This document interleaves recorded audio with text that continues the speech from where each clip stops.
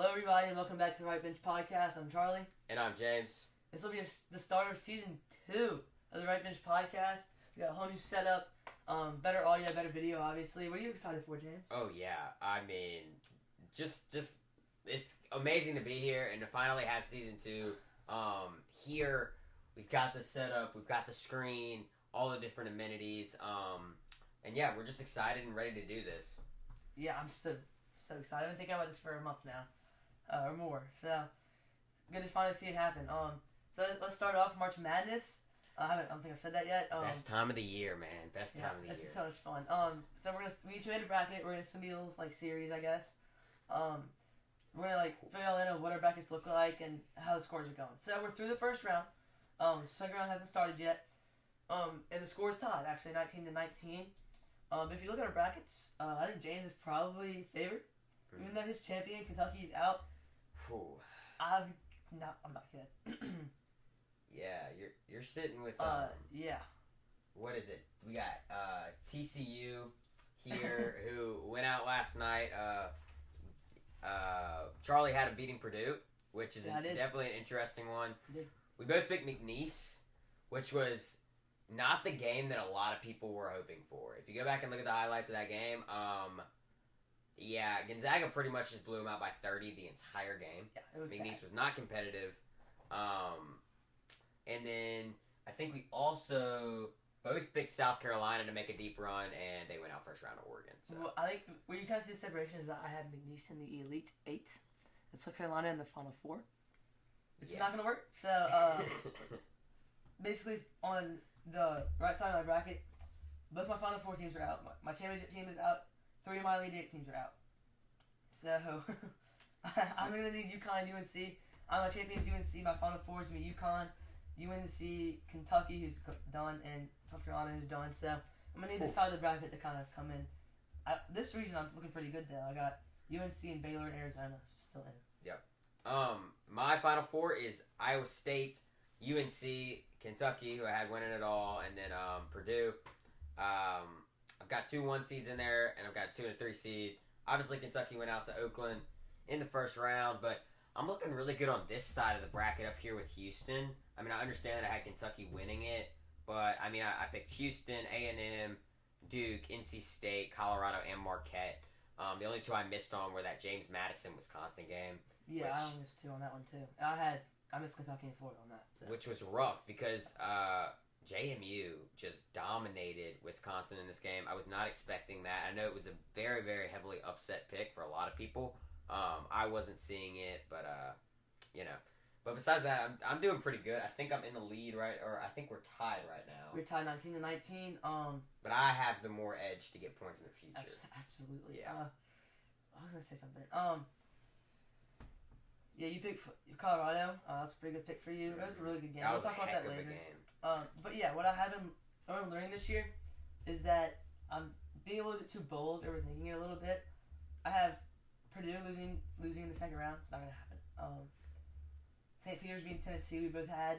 I mean, that's okay. As long as neither of us had them going to the Sweet 16, so I think that's fine. Yeah. But it seems like BYU isn't gonna make it to the Elite 8 like I have them, you know. And so I'm just learning to kind of. It's pick the higher seed unless you have a reason to pick the lower seed, is what I'm thinking right now. Yeah, I mean, there's been a couple upsets this year. I was honestly expecting not as fun as a March Madness this year because I didn't think there would be as many upsets, but we've gotten our fair share so far. A game that I believe you picked right. Yeah, you picked Clemson over New Mexico. I picked New Mexico.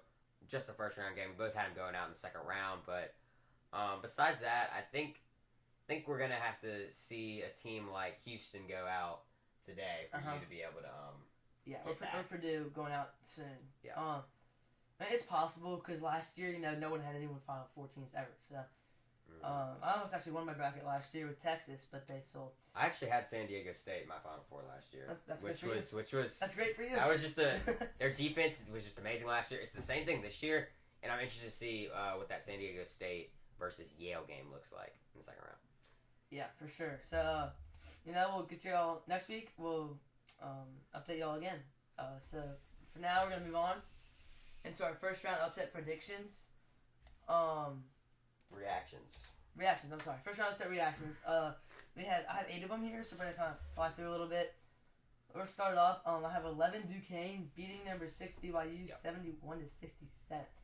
A couple of things I took away from this. Didn't watch too much, but I did watch some of the end. Duquesne controlled this game the whole time, right? And BYU came back late, and they just held them off, showed resilience there. So that's good for them. And they were cool under pressure. They were 6 for 6 on intentional foul free throws. Yep. So those are good qualities to have, especially in the college game. So they're gonna be tough to beat. Yeah, I mean, exactly what you said. Duquesne just controlled this game all the way through. BYU is a team that likes to shoot the ball. Duquesne limited that. I was very impressed with Duquesne's defense, and I'm interested to see how far that can bring them in March Madness because their defense was so good. They didn't have to lean on their offense as much as they have in the past. One thing in this game that I really took away was Day Grant is their number one guy. He's the guard play. And that's the main thing that you want in March Madness is guard play. He had 19 points, and he was able to feed it down low to his big man. He was passing the ball well. He was all over the floor. And I'm interested to see if they can pull a second-round upset of Illinois. Yeah, their defense did kind of fall apart late, though, so that's something they're going to have to work on if they want to continue to win. Let's move on. Another 11-6 game. Number 11, Oregon, kind of dominated South Carolina, 87-73. I'm sorry. One thing I did take away from this game, Oregon didn't miss. They shot 60% from the field in this game, and they weren't just layups. And South Carolina, they weren't making big shots. They would kind of creep up, and they weren't making those big shots to kind of get them close. They were 45% from the field total, but in those, again, like I said, in those big possessions, not even close to that. Yeah. And can we talk about Jermaine Couisnard? Yeah, you talk about him because this is your guy. Jermaine Couisnard had 40 points. That is the most in Oregon history in the NCAA tournament, by a good amount, I think. And I'll read you his stat line: 40 points, 6 assists, 4 rebounds. He was 5 for 9 from the 3-point line, 64% from the field, and had a big put-away run late in this game that kind of sealed it, where he just hit a bunch of threes in a row, and it wasn't over. It was over by then. So. Yes, and just the Oregon team as a whole was able to control this game. South Carolina is a team that likes to play with pace. They don't like to run. And Oregon was able to bring that tempo that just sped up South Carolina and got them out their groove. And this Oregon team just on a run right now. They went in a run in the Pac-12 tournament, and now they're here. So I'm interested to see what they do. I don't have big hopes for them going deep in the tournament, but because I don't think they have enough depth. But I am very, very impressed with what Oregon did against South Carolina. Yeah, me too. I think it's time to go our biggest upset. Oh, yeah. You can see the guy behind me. Number 14, Oakland. This guy's already in my nightmares. Number 14, Oakland scored 80. Number 3, Kentucky scored 76. Jack Golke, the guy behind me, scored 32 points on 10 threes. I saw something where he's taking 347 threes this year and 8 twos. Like he's just, he averages 12 points a game, and hit 32 in this one. And Oakland just controlled this game start to finish. I think everyone thought that Kentucky was just going to start to take over because it was close the entire time. But Oakland never backed down to a big powerhouse team like Kentucky. You have anything? Yeah, I want to talk about Jack Golke because he is the main face of this Oakland team. First of all, I want to talk about the coach. The coach has been there for 40 years. 40 years. And this guy has made 2 NCAA tournament appearances. It's his first win. He's retiring this year. Really, really cool story in Oakland. Also, by the way, this Oakland team is not located in California. They are located in Michigan, I believe. What? Don't really understand why they're called Oakland, but, we're cheering for him. But Jack Golke is a guy who, one thing that really stuck out to me was he's not afraid to shoot. Even if he misses 2 in a row, which he did, he keeps shooting because he knows he's got to keep his team in it. I believe he dropped 31 in this game. 32 in this game. And just, he was lights out from 3. He was passing the ball actually very, very well. And I think this Oakland team can actually make some noise because they've got the camaraderie and they've got the shooting ability to get far in March Madness. You know what this run reminds me of? What? St. Peter's from a couple of years ago. Losing their It's coach. similar. Because they're playing for their coach, and that's just a whole different thing. Florida State in baseball a couple of years ago ran through all the shows in Super Regionals. I remember that because they were playing for their coach. So that's really a big thing. And one thing I did take away here was that Kentucky, down the stretch, Kentucky was scoring like the best of them. Like they did. Yep. But they couldn't stop Oakland's offense. And Jack Golke, right? And so that was just tough for them. They couldn't play defense really all year. That was their weak point. And Calipari might be changing. I think I heard he's changing how he builds his teams. Which, yeah, the thing is, and he changed it up this year. I mean, arguably his two best players came off the bench. Reed Shepherd and Rob Dillingham. The two freshmen. Reed Shepherd won SEC Freshman of the Year. He came off the bench. Dillingham is arguably the best scorer in the 2024 draft class. He's shifty, and it was interesting to see how they both came off the bench. And Dillingham down the stretch got nervous in this Oakland game, and I really think they should have leaned on their seniors more. But this Oakland team was just too much. Their defense was too bad this year, and I thought Calipari could string it together, but he could not. So they go home early. St. Peter's has 3 wins in the NCAA tournament the last 3 years. Yeah. Oral Roberts has 2. Kentucky has 1. It's rough. So yeah, Reed Shepherd kind of laid an egg in this game as well. He only had a couple of field goals, and they weren't until late. I think it's time to move on to our third 11 seed winning. NC State 80, Texas Tech 67. This did not surprise me at all. NC State came off the huge ACC tournament run, winning it all. And so now they're one of the hottest teams in basketball right now. So I expected this. I think you did too. Most people did. Ben Middlebrooks for NC State, 21 points. He averages 6. That's the reason they won this game. Yep. And the thing is, NC State plays as a team, right? They played faster in the ACC tournament than they played in this game. They kind of slowed it down. They had a lot of post-ups. They used their size to their advantage to beat this Texas Tech team, who is a little bit smaller. The guy for Texas Tech, who I think needed to step up and go give him a 30-piece, maybe a triple-double, was Pop Isaacs. He's the guard for Texas Tech. He needs to step up in this situation and go get a win for his team because the NC State team is hot. They are hot. Yeah. And it's going to be hard to beat them. It's going to be a fun matchup against them in Oakland in the second round. Yeah. But, yeah, I mean, just good for NC State. And one thing that we kind of talked about, just me and Charlie, 1984, the NC State Wolfpack actually had to win their ACC tournament to get into March Madness. They came in as an underseed in every single game they played, and they went and won a title. Wow. I want to say they were 12 seed, and it's one of the coolest stories, and it'll be interesting to see if it's a little they bring some of that back in this run. They won't be underseeded in their next game, I'll tell you that. They will not. Texas Tech last game, they shot 39% from the field and 23% from 3. Especially in the college game, you can't be shooting 23% from 3. That's just probably why they lost. Next, number 13 seed Yale. Yeah. 78 for Auburn 76. Auburn controlled this game for the first probably 36 minutes. Yeah. But Yale hung in there and hung in there and hung in there, and they finally broke that plane. Right, they got in to the lead, and Auburn had so many chances to tie this game late. I think the second to last possession they had 3. Mm-hmm. Then they had offensive rebound. Yeah. And then multiple layups. And then Yale gifted them another chance, and they had down by 2 now. It was, I think they had 3 shots in their last possession. So Auburn, a team I had going far. Did you have them going far? I had them losing in the Sweet 16, so not really. But yeah, I had the same in this bracket. Yeah. So it's just underwhelming to see them do that. And sorry if I butchered this name, John Pulakidas. Yep. Pulakidas. He had 28 points, averages 13. That's the kind of stuff in March Madness I'm going to be pointing out a lot. Yeah. Just how many points they score, how many points they average, just because that's the kind of stuff, performances you need to win. Yeah, and probably the biggest storyline in this game was Danny Wolf for Yale, their 7-footer who can shoot, who can defend. Arguably their best player on the court gets fouled out in pretty much middle of the second half. And Yale's able to play from behind and come back without their star player.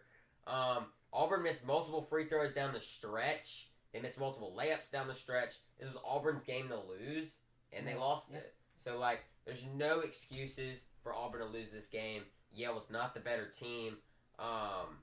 Yale was very, very good in the Ivy League this year, but there was no excuses for Auburn to lose this game, and they just dropped it. Yeah,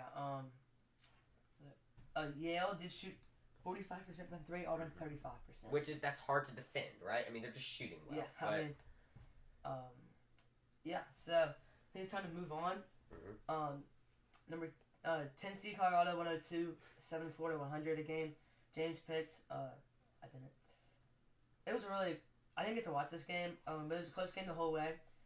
And Colorado did pull away a little bit late. Florida tried to make the comeback, but they struggled all year on defense, right? And it showed here, getting 102 points is not excusable in March Madness.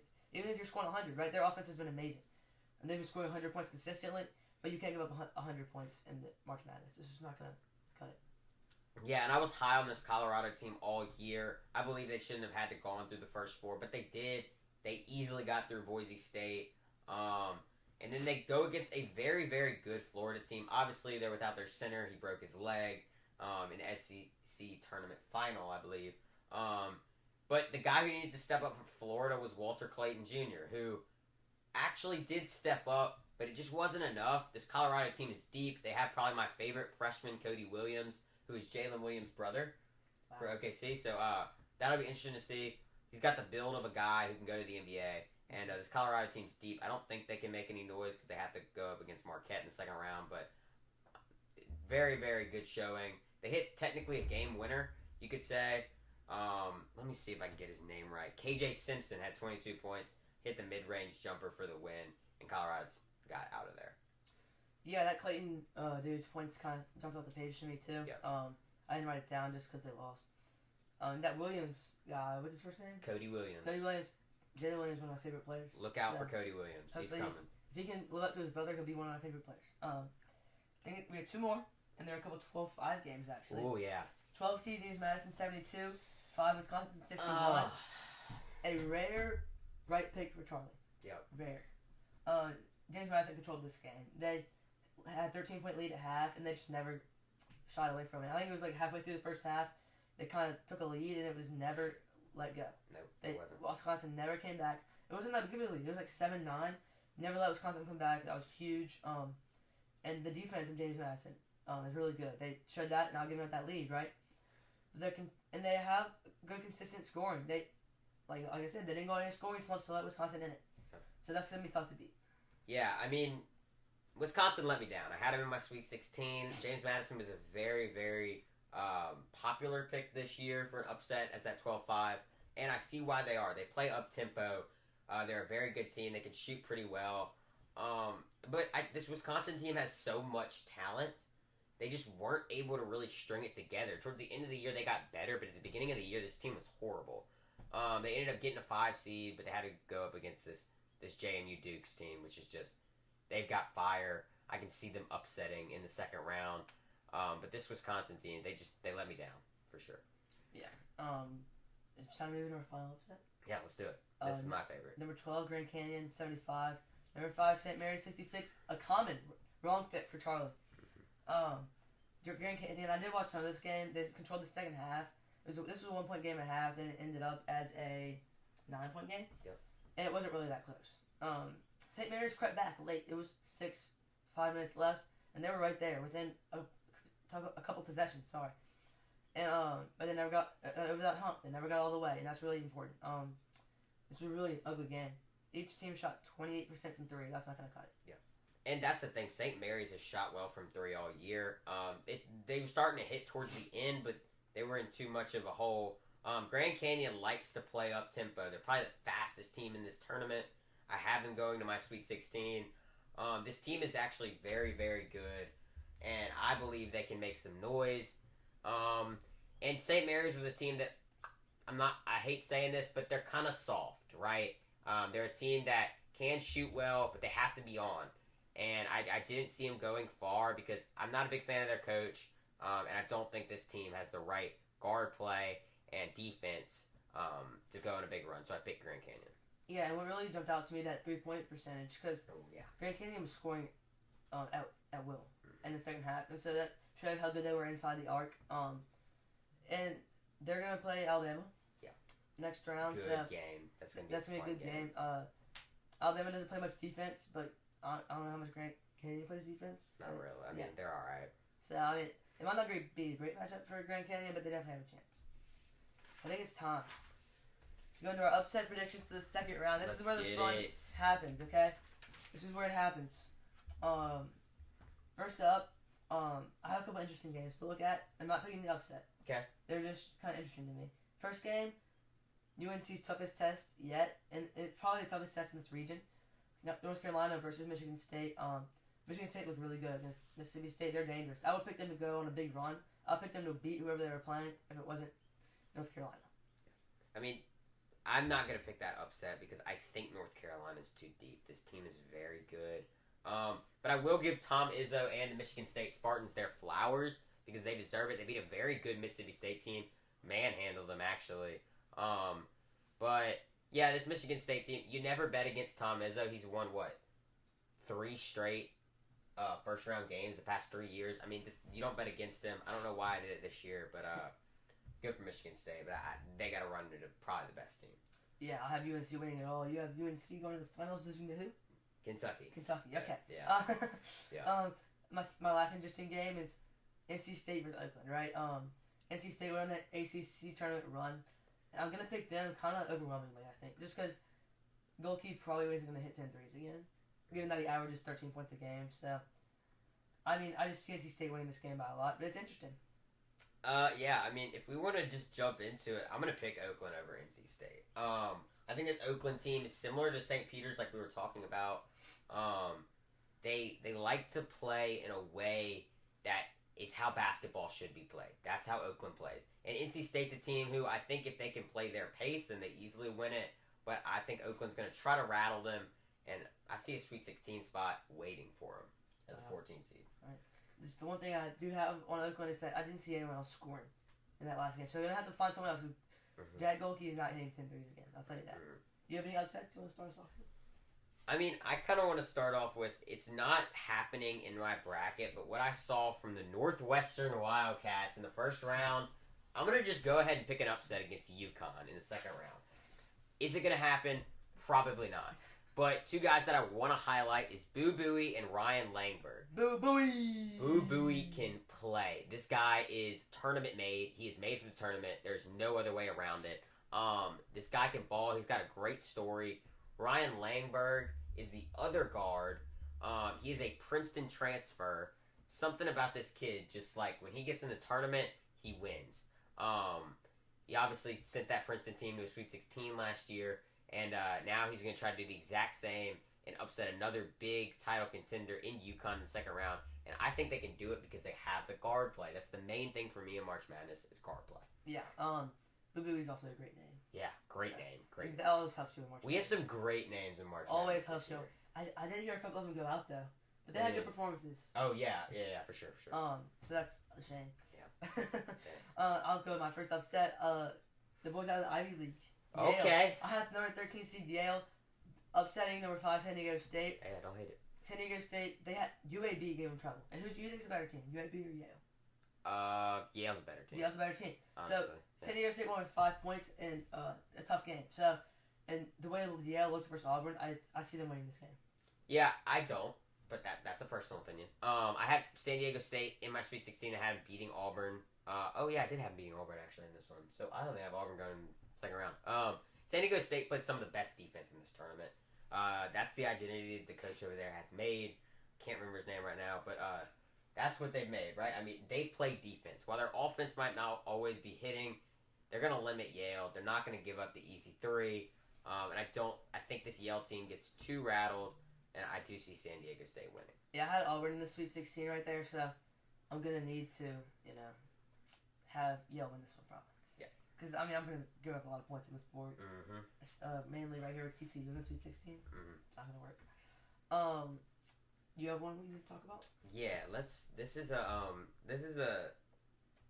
interesting pick. So Tennessee is a team that I am not high on. I picked St. Peter's because I said whoever Tennessee's going up against, I'm not picking them because I don't like Tennessee. I don't see them going far. And I'm going to pick Texas to actually beat them in this game as a 7 seed. The one thing that I worry about Texas is they're kind of soft, right? They're not very hard. Their coach he's not my favorite, but I do think that Texas can prevail in this game and get to another Sweet 16. They have the talent to do it. Dylan DeSue and Max Abmas are an amazing duo. Dylan DeSue is one of my favorite college basketball players this year. But yeah, I see Texas upsetting Tennessee because I don't think Tennessee is that good. I've been saying this all year. I don't think they're that good. They have the size. They have Dalton Connect, who is a baller. But I don't see this Tennessee team going far, so I'm going to pick Texas to beat them in the second round. So you've been putting in my brain all year that Tennessee's bad. Tennessee's bad. Tennessee's bad. I have. So I picked St. Peter's, right? Yep. He's full of it. I didn't watch the game, but I followed the score. I watched the first 5 seconds because Okay. it was close to the first 5 seconds. So I watched it. Tennessee's good. Tennessee's a good basketball team. So, I would pick Tennessee here. I should have picked Tennessee going farther in the first round. I'll be honest. I should have picked Tennessee beating St. Peter's because St. Peter's can't play offense. It's actually sad. They didn't even get 50 points in this game. It's sad. They play underrated defense. I mean, they held this Tennessee team to 83 points. That's not great.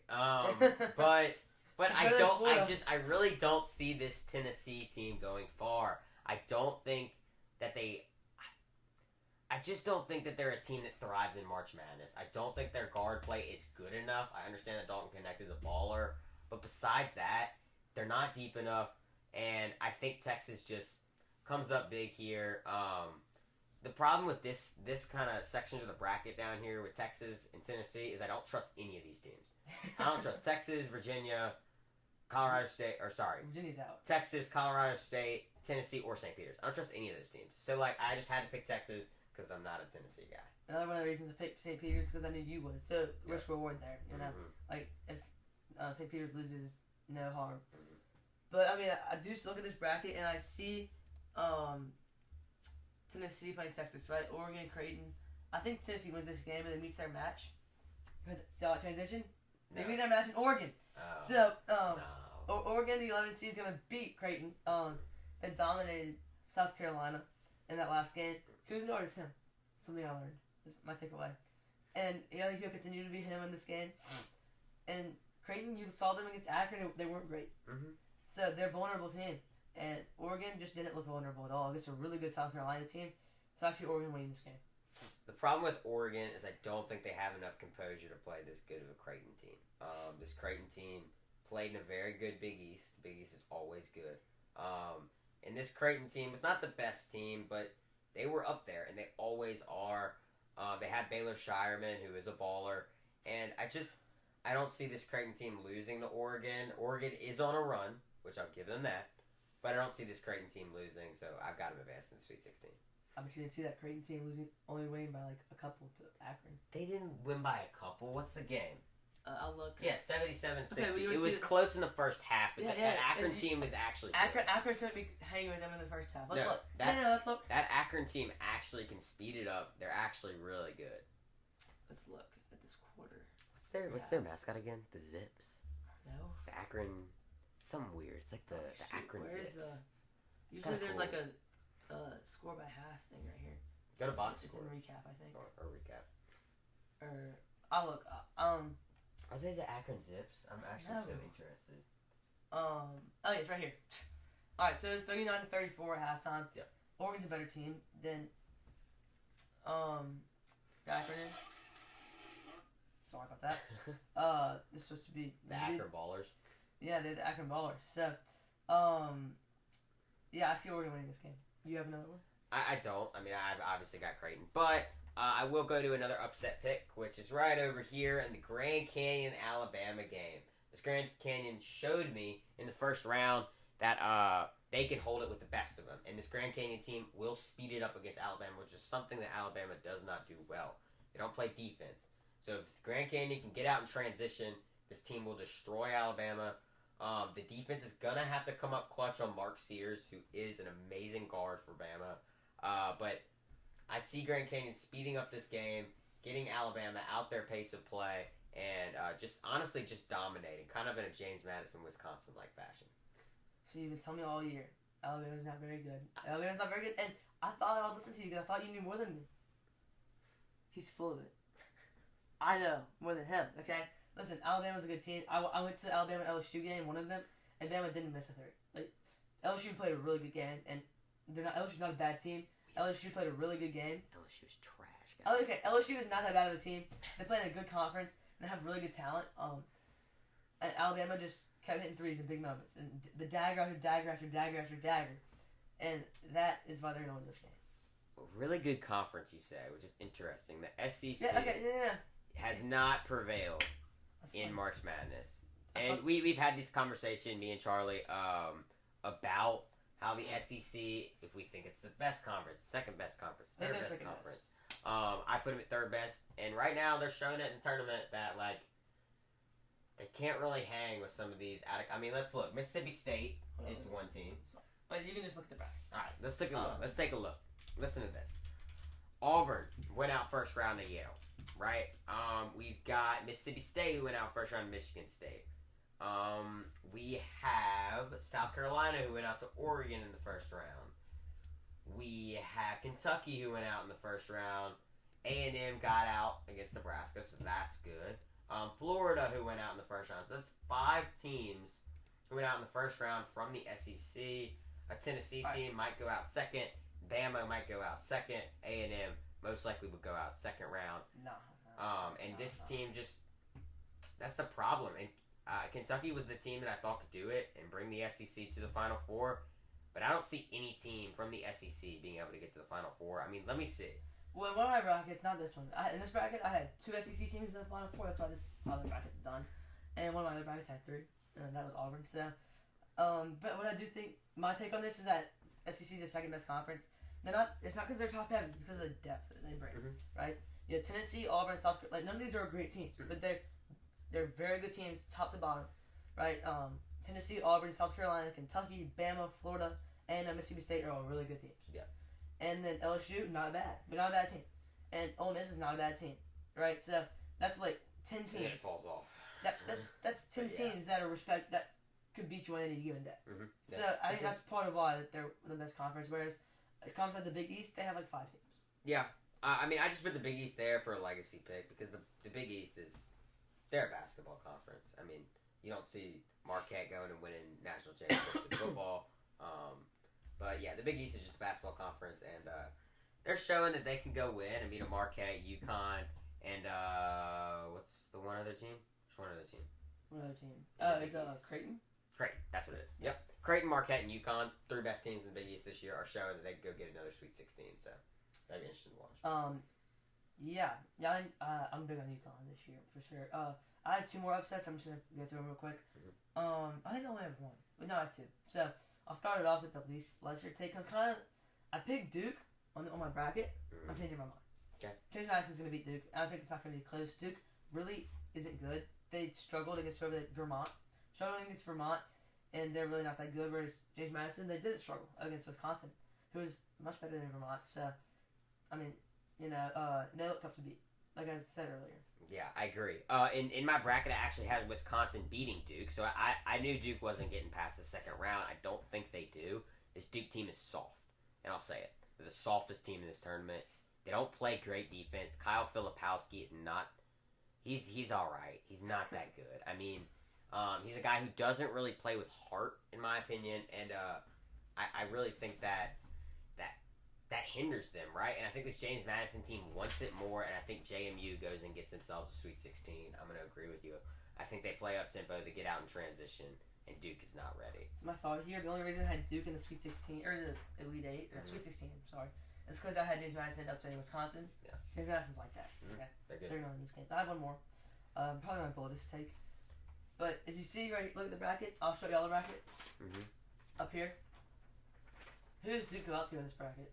Who does who? Who does Duke go out to in this bracket? Who does Duke fall to? Texas A&M. They fall to Texas A&M. All right. Texas A&M is going to beat Houston. I think it's bold. It's bold. It's almost as bold as TCU beating Purdue, which obviously is going to happen. That was stupid. But this is not stupid. Texas A&M is a good team. They made a huge run in the SEC tournament, and they dominated versus Nebraska, who's a solid team, right, in that Big Ten. And it was just dominance. And so that's one of the SEC teams I'm big on. Obviously, I had a lot of SEC teams going far. But I have A&M in my Elite 8, and I think they can do it. A&M in my Elite 8 is how I beat you. For sure. If A&M makes the Elite 8, I have a shot here. So I'm going to need Purdue to fall a little earlier and A&M make that Elite 8. And then Houston underperformed in the Big 12 tournament. They did. And that probably cost them the #1 overall seed. But it's just kind of a gut feeling. I don't have much of a reasoning behind it. I just think it's going to happen. Yeah, and I totally agree with the A&M pick because A&M's got guard play, which is something that I'll keep mentioning. They've got Wade Taylor, who is one of my favorite players in the SEC this year. He can play, and then Bradford. Is it Jacob Bradford? You got it. I don't know. Jacob Bradford. I think it's Jacob Bradford. I might be getting your first name wrong. Bradford. He can ball too. He's kind of that shooting guard next to Wade Taylor. But the thing here, I do still have Houston because this Houston team plays amazing defense. They can slow down these guards. What? The matchup predictor in this game? Wow, 91.8% is to Houston and 2% is to A&M. Hey, that's plenty.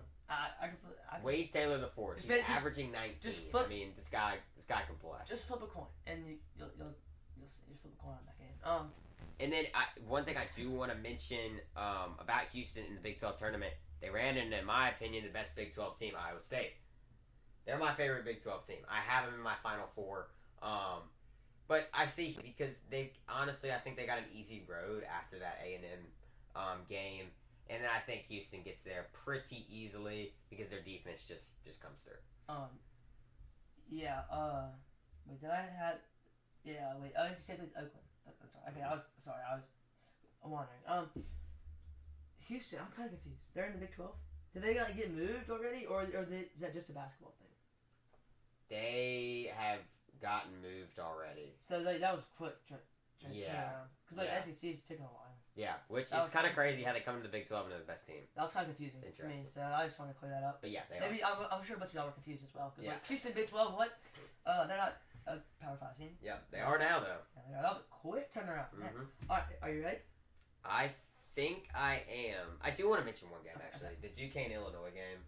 I don't know who's going to win this game. I don't want to pick it, but it is an interesting game to watch. Yeah, I probably think I have Illinois, but I did stop for a second. Yeah. So I think it's time, guys. Dog of the week. Let's go. The first one of season 2. March Madness edition. So I think you just start us off. Okay. All right. So, the main dog of the week that I think everyone's gonna pick is who Bouger has picked this week, but I went with another guy. I went with Northwestern guard Ryan Langberg. So I mentioned him earlier, how he is a transfer from Princeton. This guy knows how to play in the tournament, which is awesome to me. He had 27 points, 3 assists, 4 rebounds in this game. He had 2 points at halftime. I want to mention that. 2 points at halftime. Had 2 points at halftime. Yeah. In the second half, he scored 25, or second half and overtime, because they went to overtime against FAU. He had 25. This dude just, when the lights are on, he plays to a higher standard, which is something that a dog does, and they have to do at March Madness. And one thing I do want to say, in overtime, he outscored the entire FAU team, him alone. So, he is my dog of the week because he is a dog. Like, you go look at this guy play. He transferred from Princeton. He's a really smart kid, but he knows how to play basketball the right way. He's a dog. Yeah, I was following that game. I was like, oh, FAU's got that. Mm-hmm. And then I looked back at it. Oh, Northwestern already won. It went to overtime. Yep. And it's like a 12-point game. So that was huge. I have 2 guys for dog of the week. I'm not gonna pick because I thought you would pick my guy, so I had a secondary guy, which is because I already read his stats. Because he dropped 40 because he's amazing. But my dog of the week is gonna hold up. Bring it back up. We bring it back up. Dog of the week, Jack Golke. 32 points. He averages 13 a game. Okay. He went 10 for 20 from 3. That's 50%. Had a big run in the second half. That kind of cut the minute when Kentucky kept scoring. They kept scoring and kind of lengthened their lead a little bit. You think he's their best player? He came off the bench, everybody. This man came off the bench and dropped 32 on 10 threes. That's I'll tell you this, he won't be coming off the bench in that second round. No, he won't. That's a dog right there. Yep. So, I mean, I want to thank y'all for listening. This was really fun. We got 2 more episodes, right? MLB, NBA. So, y'all go ahead and listen to those. Yes, sir. We got shorts on TikTok, shorts and long-form videos on YouTube if you're not already there. Spotify, Apple Podcasts with the audio. So, I'm really excited. I know James is too. Yep. So, you got anything? I mean, listen, watch, do everything. We do want to mention, I don't know if we want to mention this. Do we want to bring up the live stream? Yeah, we do. Okay. So the live stream for the NFL Draft will be happening on April 27th. I believe 23rd, maybe. We will be live streaming the first round of the draft on that Thursday night. That's going to be a fun one. We're going to be cheering on our boy Jaden Daniels and interested to see what the Bears do with that number 1 pick. We are pretty certain it's going to be Caleb Williams, but we are Just a hunch. very interested to watch it. April 25th. April 25th, Thursday. Tune into that. But just thank y'all for listening. Season 2 is going to be a blast, and we're excited. Yeah, for sure. I think we're still discussing about the championship game. It just depends on who's in it and what we want to do. So, we'll get y'all updated on that. Other than that, thank y'all for listening. See y'all. Yep.